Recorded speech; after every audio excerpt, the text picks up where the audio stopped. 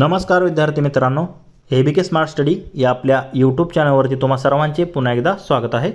तर मित्रांनो, आपला यवतमाळ जिल्हा पोलीस शिपाई भरतीचा दिनांक 7 जुलै 2024 साली झालेला सेट बीचा आपला हा पेपर सुरू आहे।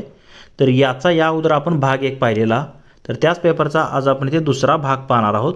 तर या भाग 2 मध्ये आपण बुद्धिमत्ता म्हणजेच रिझनिंगशी संबंधित जे काय तुमचे 25 प्रश्न आले होते तर एकूण स्पष्टीकरणासहित या व्हिडिओमध्ये आपण पाहणार आहोत।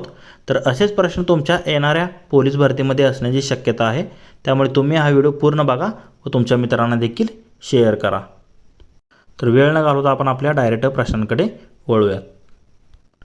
तर प्रश्न क्रमांक 27 तुम्ही इथे पाहू शकतात। तर आता आपल्याला इथे इंग्रजी अक्षर मालिका दिलेली आहे। काय दिलेलं आहे ते BEZGWJSN आणि इथे 2 रिकाम्या जागा दिले। तर त्या रिकाम्या जागी काय याला आपल्याला इथे शोधायचं आहे। तर आता इथे जर तुम्ही पाहिलं तर जेव्हा अशा वेळेस दिलेला असताना जेव्हा 2 रिकाम्या जागा तेव्हा इथे 2 जे आहे तर ते 2 पेअर तुम्हाला दिलेले असतात। तर आता इथे जर तुम्ही पाहिलं तर ई नंतर F कट करून इथे तुम्ही पाहू शकता G घेतलेला आहे। G नंतर HI हे 2 म्हणजे इथे 1 अंक कट करून पुढचा G घेतलेला आहे। पर G नंतर HI कट करून J घेतलेला आहे, इथे 2 अंक कट करून पुढचा शब्द घेतलेला आहे। आणि J नंतर KLM हे 3 अंक कट करून पुढचा घेतलेला आहे, म्हणजे एक एकने फरक वाढत चाललेला आहे। म्हणजे आता N नंतर म्हणजे काय घेतलेला आहे इथे N घेतला। आता N नंतर पुढे काय यायला पाहिजे तर ह्या इथे तर OPQR म्हणजे हे 4 शब्द कट करून पुढे काय येणार S, म्हणजे इथे शेवटच्या ठिकाणी S पाहिजे। तर आता इथे जर तुम्ही पर्यायानुसार जर गेला तर आता इथेच तुमचा आन्सर निघून जातं।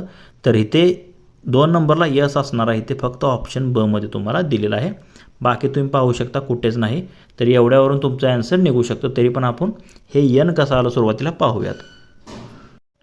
तर इथे जर पाहिलं तुम्ही तर इकडे सरळ मालिका सुरू आहे। काय पाहिलं आपण EGJ आणि N सरळ मालिका सुरू आहे, तर इकडे जे आहे तर ती उलटी मालिका सुरू आहे। तर ते जर तुम्ही पाहिलं तर इथे Z आणि B म्हणजे मधला A कट करून B घेतलेला आहे। W आणि Z नंतर काय असतं XY कट करून पुढे Z घेतलेला आहे।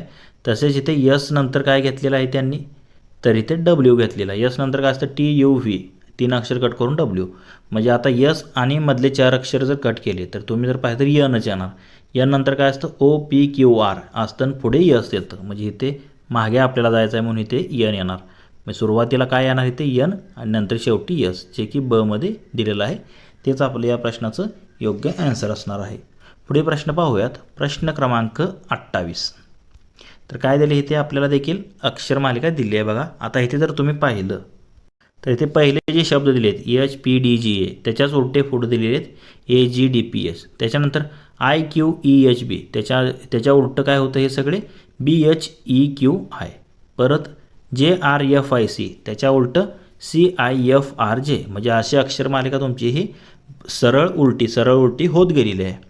पण त्याच्या अगोदर इथे जर तुम्ही जर पाहिलं तर बघा इथे H आहे आणि त्याच्या पुढची जी अक्षर मालिका ही उलटी दिली आहे, ती उलटी दिली आहे म्हणून ती कट करून त्याच्या पुढची घ्या। तर H साठी मग इथे काय घेतले I घेतलेला आहे त्यांनी, परत त्याची पुढची मालिका कट करा, त्याच्या पुढे I नंतर काय असतं J घेतलेला आहे, परत त्याच्यानंतर पुढची मालिका कट करा, J नंतर काय असतं I नंतर J नंतर काय असतं K, म्हणजे आपली सुरुवात कशाने होणार आहे K ने सुरुवात होणार आहे।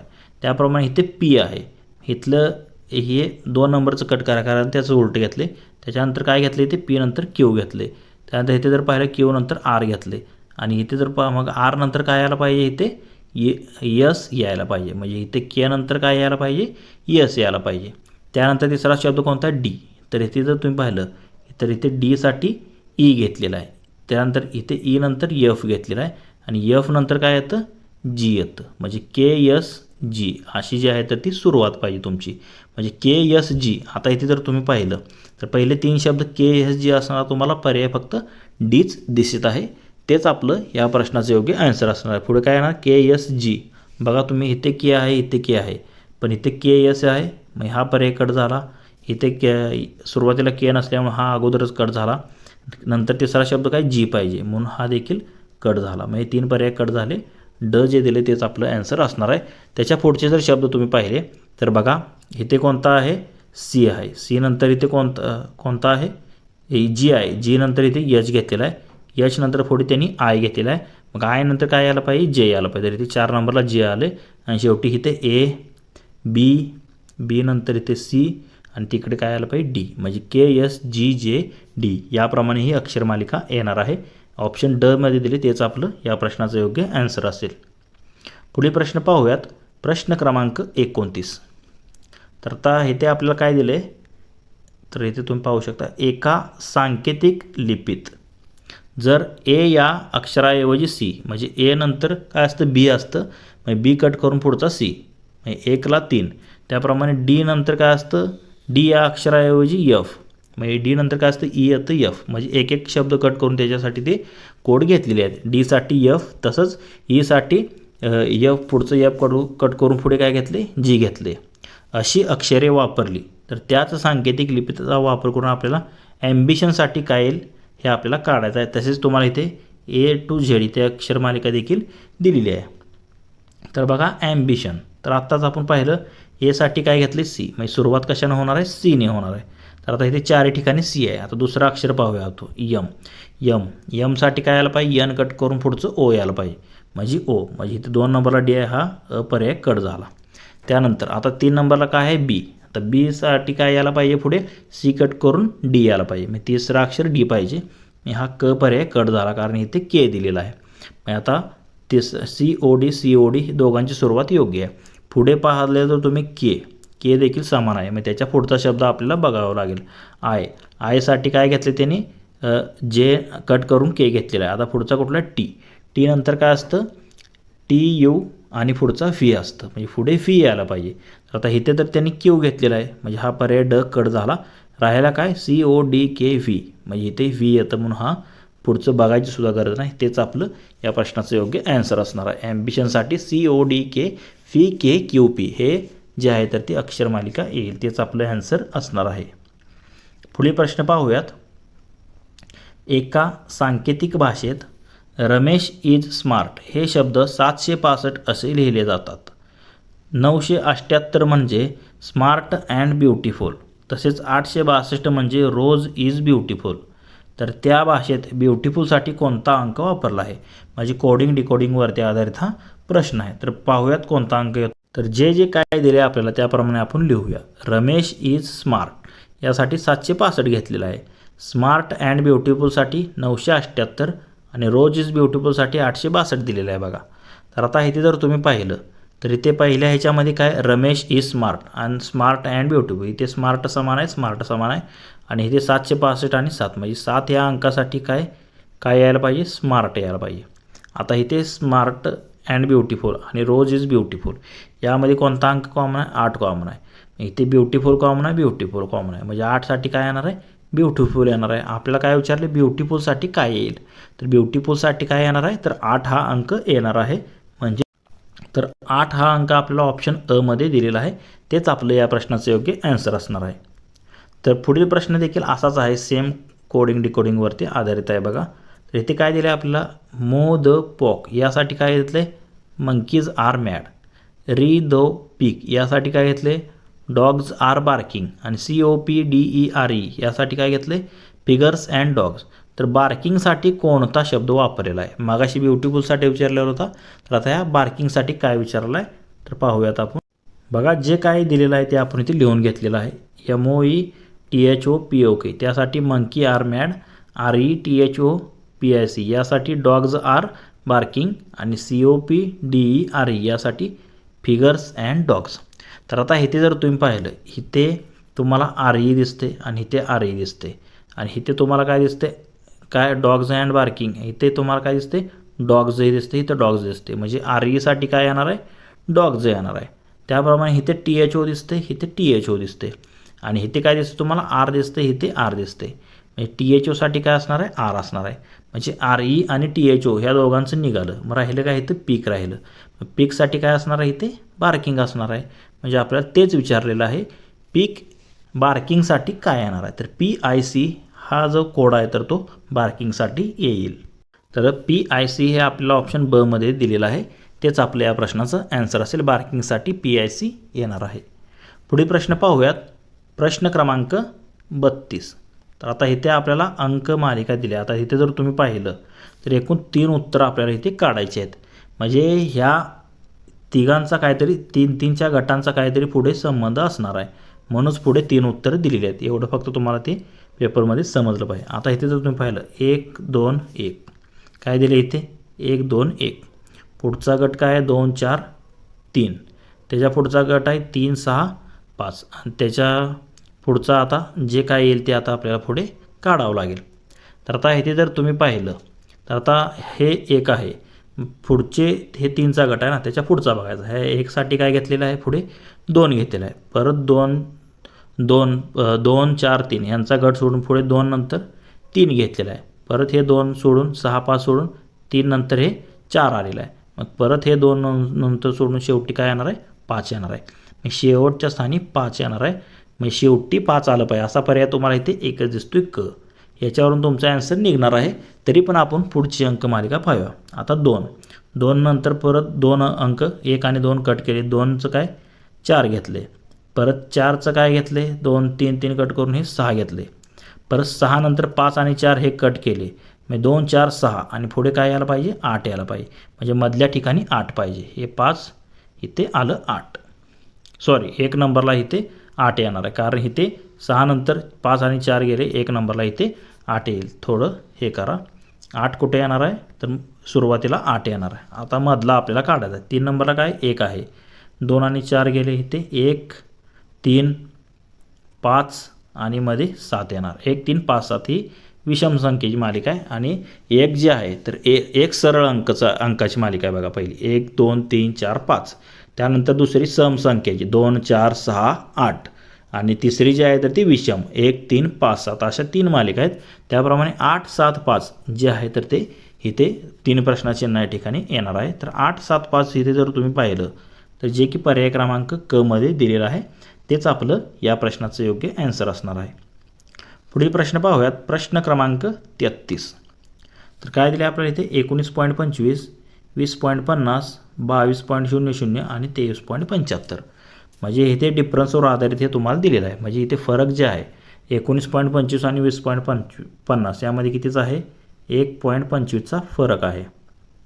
त्यानंतर 20.50 आणि 22 यामध्ये कितीचा फरक आहे तर 1.50चा फरक आहे.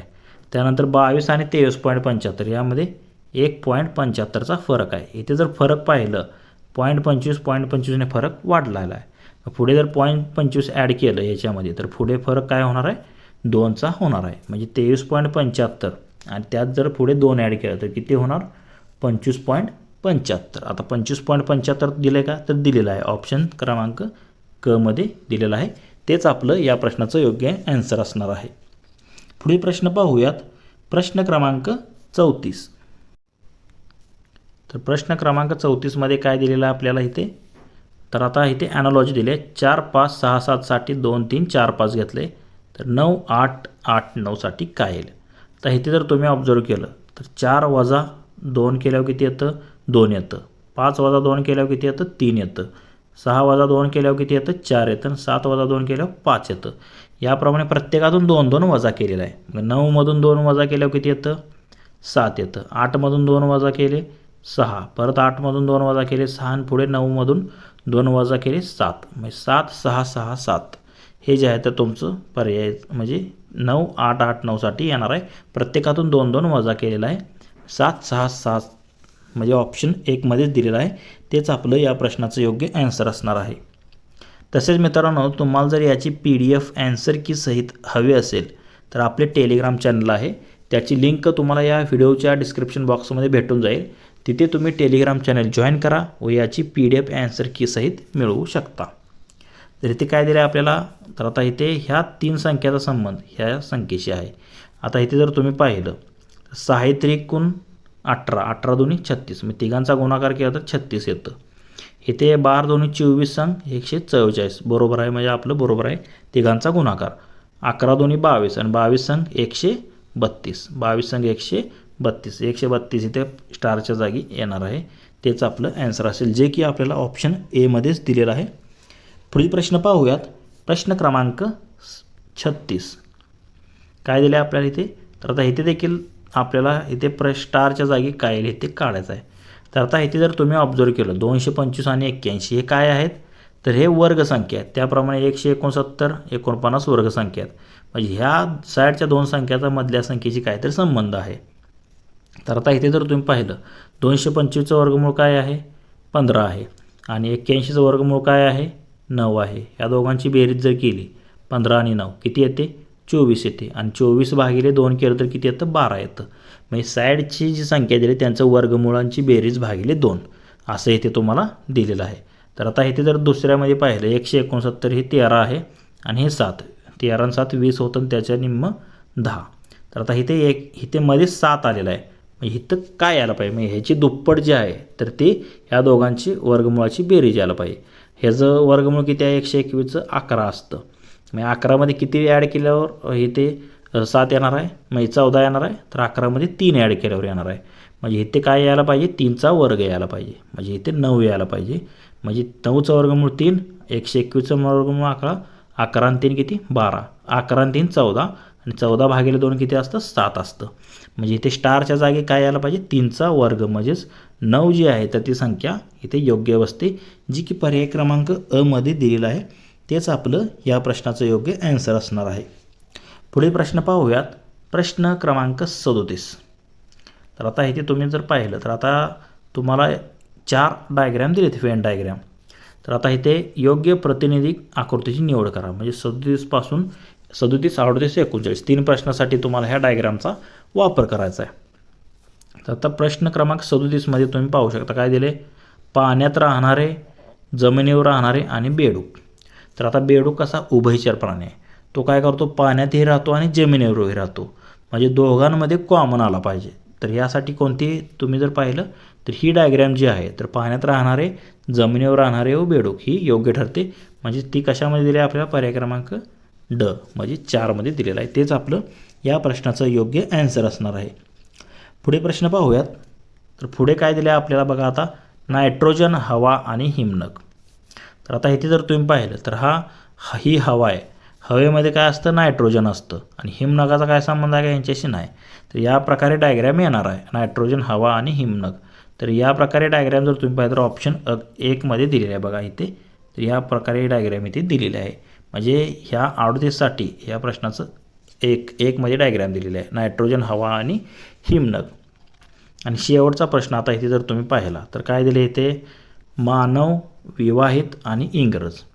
तर लक्षात घ्या मानव हे काय आता मानवामध्येच काही विवाहित असणार आहेत आणि काही इंग्रज असणार आहेत. म्हणजे हे मानव येईल त्याच्यामध्ये काही विवाहित असणार आहेत काही इंग्रज असणार आहेत. म्हणजे काही विवाहित हे इंग्रज पण असू शकतात. म्हणजे अशी डायग्रॅम जी आहे तर ती कशामध्ये दिली आहे पाहूयात आपण इथे. तर इथे जर तुम्ही पाहिलं तर 3 मध्ये तुम्हाला दिसत आहे बघा मानव विवाहित आणि इंग्रज ही डायग्रॅम तुमची येणार आहे.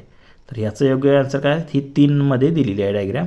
म्हणजे याचा आन्सर काय पाहिजे 3 पाहिजे. तर 3 म्हणजेच क या प्रश्नाचं योग्य आन्सर असेल मानव विवाहित आणि इंग्रज. तर पुढे प्रश्न पाहूयात. तर आता इथे प्रश्न क्रमांक 40 ते 42 साठी तुम्हाला इथे सूचना दिली आहेत बघा. आता ह्या 40 ते 42 साठी तुम्हाला ही आकृती तुम्हाला अभ्यासायची आहे त्यावर आधारित हे प्रश्न आहेत. तर आता आपण बघूया काय काय दिले इथे. सोबतच्या आकृतीत त्रिकोण ए ने पुरुषांची संख्या दाखवली. म्हणजे त्रिकोण जे आहे तर इथे ए पाहू शकता तुम्ही. ही ए जे दिलं आहे ते त्रिकोण तर ती काय दिली पुरुषांची संख्या म्हणलेली आहे. त्रिकोण म्हणजे पुरुषांची संख्या. त्यानंतर वर्तुळ बी हे काय दिले सुशिक्षित लोकांना दर्शवले आहे. बीने जर तुम्ही पाहिले ते बी म्हणजे काय वर्तुळ आहे त्यांना सुशिक्षित लोकांना दर्शवलेलं आहे. आणि चौकोन सीने व्यवसाय करणाऱ्या लोकांना दर्शवलेले आहे. म्हणजे चौकोनमध्ये काय दिलेलं आहे सी म्हणजेच व्यवसाय करणारे असं आपल्याला दिलेलं आहे. तर ह्यावर आधारित आपल्याला 40 41 42 असे 3 प्रश्न विचारलेले आहेत. तर आता इथे काय पाहूयात. पहिला प्रश्न काय विचारलेला त्यांनी प्रश्न क्रमांक 40 तुम्ही इथे पाहू शकता. असे व्यवसाय करणारे पुरुष जे सुशिक्षित नाहीत असे किती आहेत. तर आता इथे जर पाहिलं सुशिक्षित लोकांना कशाने दर्शवलेलं आहे बीने दर्शवलं नाही.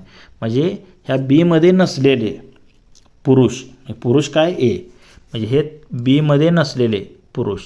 म्हणजे इथे जर तुम्ही पाहिलं असे व्यवसाय करणारे पुरुष बी म्हणजे पुरुष आहे आणि व्यवसाय करणारे म्हणजे चौकोन आहे. असे व्यवसाय करणारे म्हणजे गोलमध्ये आहेत आणि चौकोनामध्ये आहेत असे पण त्रिकोणामध्ये नाहीत असे कोण आहे तर फक्त एकच संख्या तुम्हाला इथे दिसत आहे कोणती 2. म्हणजे असे व्यवसाय करणारे पुरुष जे सुशिक्षित नाहीत, म्हणजे त्रिकोणामध्ये येत नाहीत.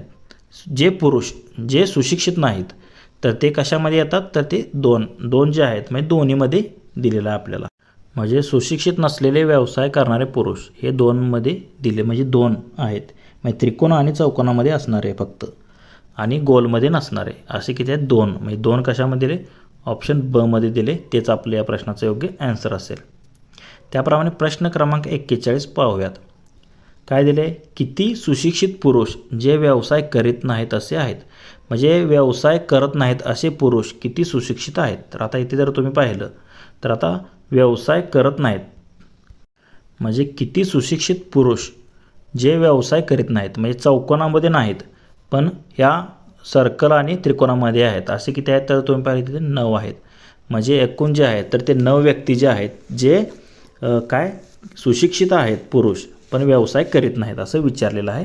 तर म्हणजे याचा आन्सर काय आला पाहिजे, प्रश्न क्रमांक 41चं 9. तर बघा 9 हे पर्याय क्रमांक ड मध्ये तुम्हाला दिलेलं आहे.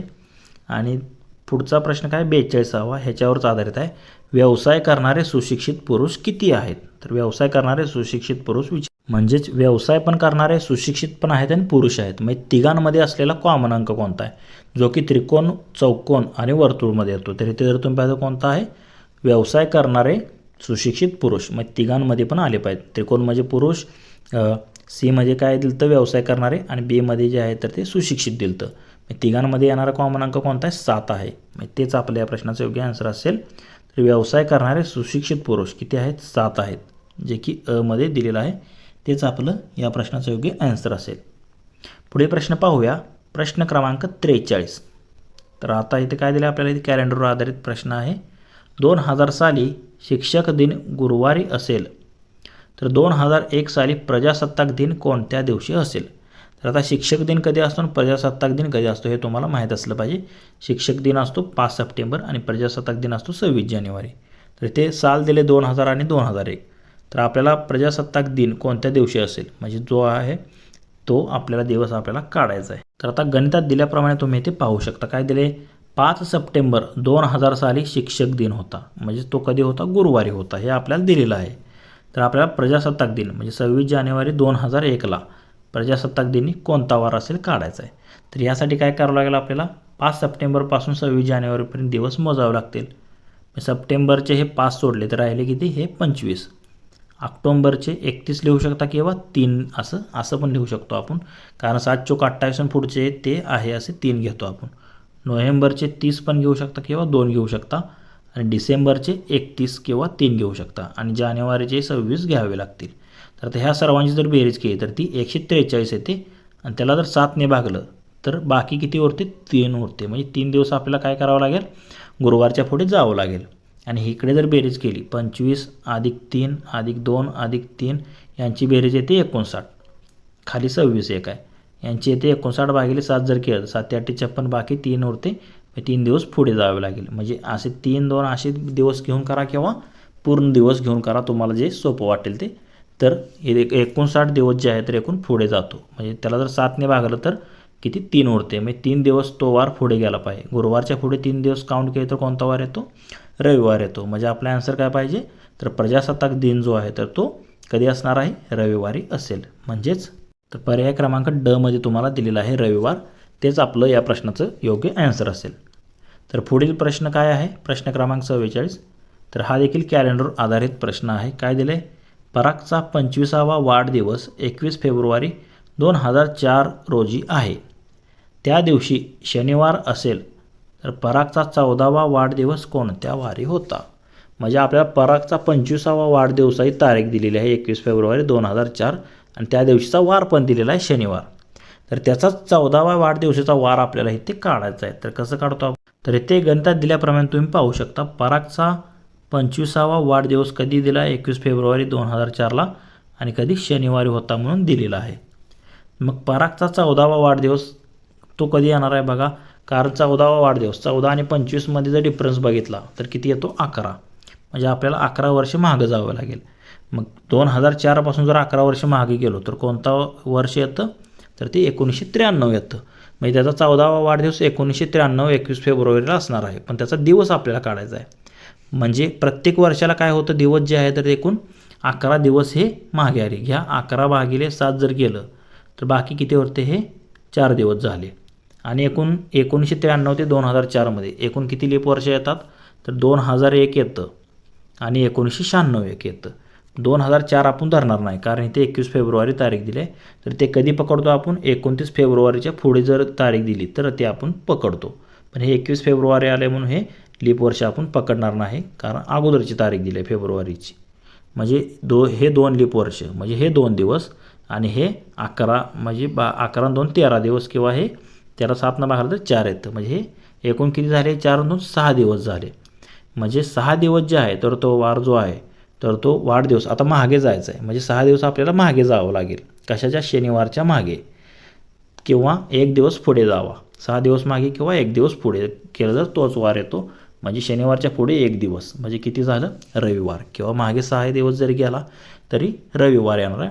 हे टोटल हे 11, किंवा इथे जर तुम्हाला समज नसेल तर हे 11 म्हणजे 11 वर्षाचे 11 दिवस आणि हे लीप वर्ष 2 किती 13 दिवस झाले. 13 भागिले 7 जर केलं तर बाकी 6 उरते. तसं करा किंवा असं करा, म्हणजे बाकी 6 उरते आणि प्लस म्हणजे मागे जायचं आहे म्हणून मागे 6 किंवा पुढे 1 करा. म्हणजे काय येणार आहे, रविवार येणार आहे. म्हणजेच कोणता वार आपल्याला शनिवारच्या मागे, म्हणजे त्याचा 14वा वाढदिवस जो आहे तर तो 21 फेब्रुवारी 1993ला त्या दिवशी रविवार असणार आहे. तर आता इथे आपल्याला जर पाहिलं तर रविवार कशामध्ये दिले, तर ऑप्शन ब मध्ये दिलेलं आहे. तेच आपलं या प्रश्नाचं योग्य ॲन्सर असणार आहे. पुढील प्रश्न पाहूयात. तर हा दिशेवरती आधारित प्रश्न आहे. दिशा बघा काय दिले, महेश उत्तरेस तोंड करून उभा होता. त्याने पिछेमूड करून तो दक्षिणेस चालू लागला व त्याने 3 किलोमीटर अंतर कापले. तर लक्षात घ्या, समजा इथे आता महेश असा इथे उभा आहे, त्याचे तोंड पुढे होतं, पण तो मागे वाढला, म्हणजे त्याचे तोंड कुठे, इकडे मागे आलं. मग ते काय केला, दक्षिणेकडे, म्हणजे पिछेमूड करून तो दक्षिणेकडे चालू राहिला. म्हणजे त्याचं तोंड इकडं झालं आणि तो किती आला, इकडे 3 किलोमीटर आला. त्यानंतर डावीकडे वळून त्याने 5 किलोमीटर अंतर कापले. म्हणजे डावीकडे, म्हणजे त्याची डावी बाजू आता इकडे असणार आहे. त्याचं तोंड इकडे दक्षिणेकडे, म्हणजे डावी इकडे बाजू असणार आहे.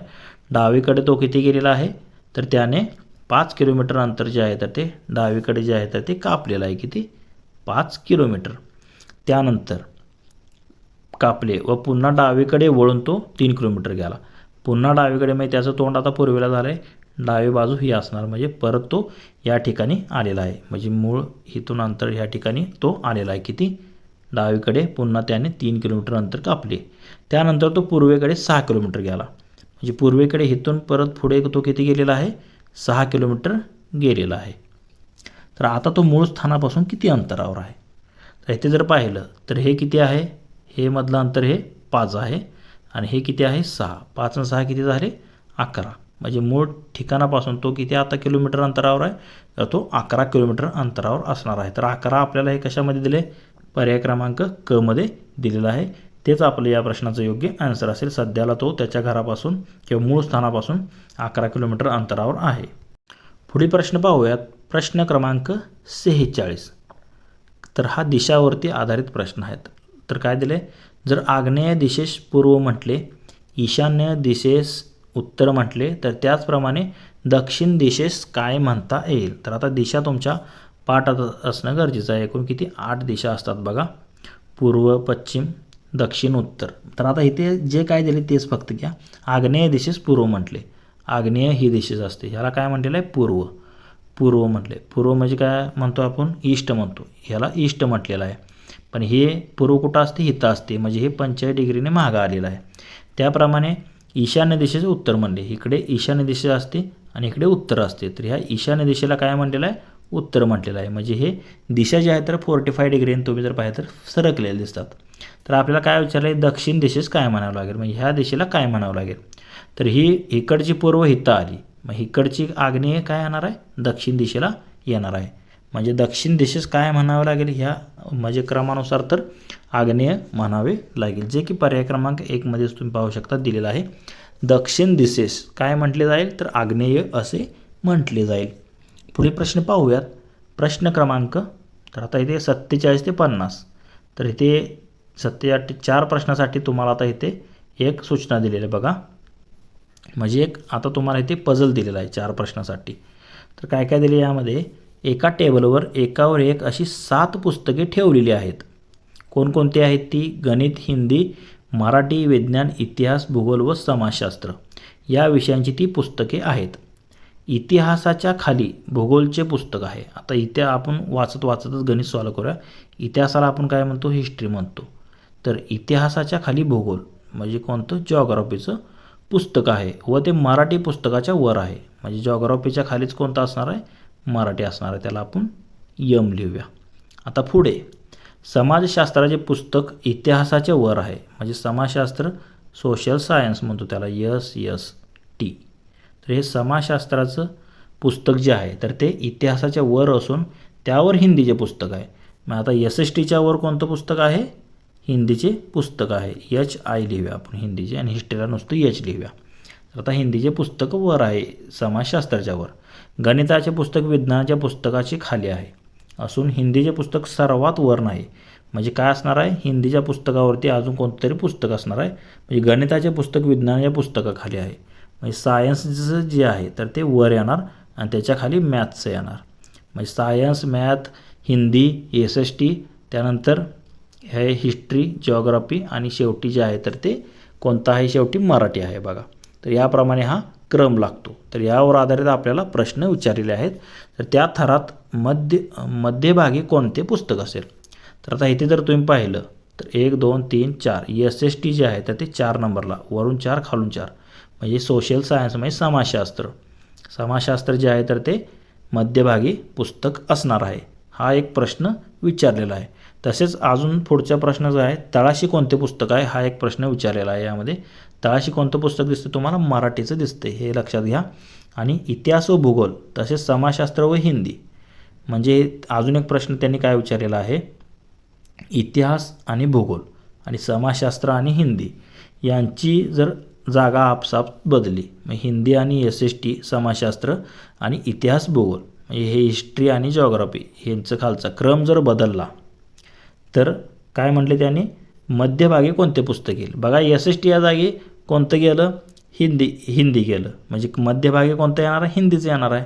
कारण SST हे मध्यभागी होतं, त्याच्या जागी हिंदी आलं. बाकी हिस्ट्री आणि जिओग्राफी खाली आहेत, त्यांची जागा बदल्या केली. काय मध्ये कोणतं राहणार आहे? SSTच्या जागी येणारं पुस्तक कोणतं आहे? हिंदी आहे, कारण त्यांची जागा बदल केली आहे. म्हणून हिंदी जे आहे तर ते ह्या प्रश्नाचं उत्तर असणार आहे. आणि अजून एक प्रश्न आहे त्यांचा खाली, सर्वात वर असणारे पुस्तक कोणते? सर्वात वर आत्ताच आपण पाहिलं सायन्स, विज्ञानचं पुस्तक आहे. तर असे हे प्रश्न विचारलेले होता बघा. तळाशी कोणतं पुस्तक आहे? मराठी.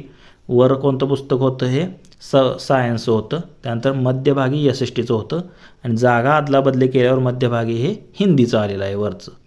म्हणजे हे असे 4 प्रश्न होते. तर आता इथे प्रश्न पहिला जर तुम्ही पाहिलं तर मध्यभागी कोणतं पुस्तक आहे? समाजशास्त्र, हे एक ॲन्सर आलं आपलं. त्यानंतर तळाशी कोणते पुस्तक आहे? तर आत्ताच आपण काढलं मराठीचं जे आहे तर ते तळाशी पुस्तक आहे. त्यानंतर इतिहास व भूगोल तसेच समाजशास्त्र व हिंदी या पुस्तकांच्या जागा आपसात बदलल्या तर मध्यभागी कोणते पुस्तक येईल? तर आत्ताच मी सांगितलं समाजशास्त्र या जागी हिंदी आलं, तर ते हिंदी जे आहे तर ते मध्यभागी येणार आहे. कारण समाजशास्त्र अगोदर मध्ये होतं, मग त्याच्या जागेला हिंदी आलं, म्हणजे हिंदीमध्ये राहणार आहे. आणि सर्वात वर असणारे पुस्तक कोणतं आहे? विज्ञानचं आहे, सायन्सचं. हेच आपण आत्ता वर पाहिलेलं आहे. सर्वात वर असणारं पुस्तक जे आहे तर ते विज्ञानचं आहे. म्हणजे असं पझलवर तुम्हाला 3 ते 4 प्रश्न जे आहेत तर असे विचारले जातात. तर येणाऱ्या परीक्षेमध्ये असेच तुम्हाला प्रश्न विचारणार आहेत. तर मित्रांनो, आपला हा यवतमाळ जिल्हा पोलीस शिपाई भरतीचा दिनांक 7 जुलै 2024 साली झालेला आपला हा पेपर सुरू आहे बघा. तर त्याचा आज आपण इथे भाग दुसरा पाहिला, ज्यामध्ये आपण जे काही बुद्धिमत्तेशी संबंधित जे काही प्रश्न आले होते तर ते आज आपण इथे स्पष्टीकरणासहित पाहिलेले आहेत. जर तुम्हाला या प्रश्नामध्ये कोणती शंका वाटत असेल तर कमेंट करून नक्की सांगा. तसेच हा जर व्हिडिओ तुम्हाला आवडला असेल तर लाईक करा व तुमच्या मित्रांना देखील शेअर करा. व असेच जर नवनवीन व्हिडिओ हवे असतील तर आपले YouTube channel ABK smart study subscribe करा व समोर बेल आयकॉनवर प्रेस करा. धन्यवाद मित्रांनो. जय हिंद, जय महाराष्ट्र.